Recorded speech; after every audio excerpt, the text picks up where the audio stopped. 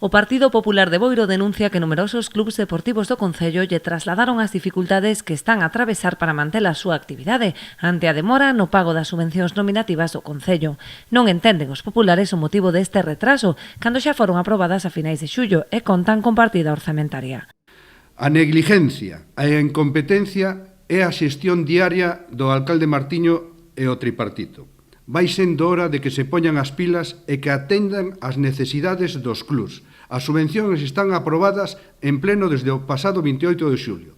É o momento de facer efectivas as subvencións. Os clubs non poden esperar máis tempo. Os populares interesáronse pola situación no último pleno no que os responsables municipais argumentaron que se estaba a traballar na elaboración dos convenios e que o pago non se demoraría máis aló dun mes.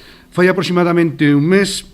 A concelleira de Deportes, a preguntas da oposición, indicou que estas subvencións íbanse a aboar de modo prepagable a maior brevedade posible. Pois vai máis alá dun mes desde estas noticias, desde esta declaracións no pleno da señora Dores Torrado, concelleira de Deportes do Concello de Boiro, e seguimos sen ter noticias das subvencións.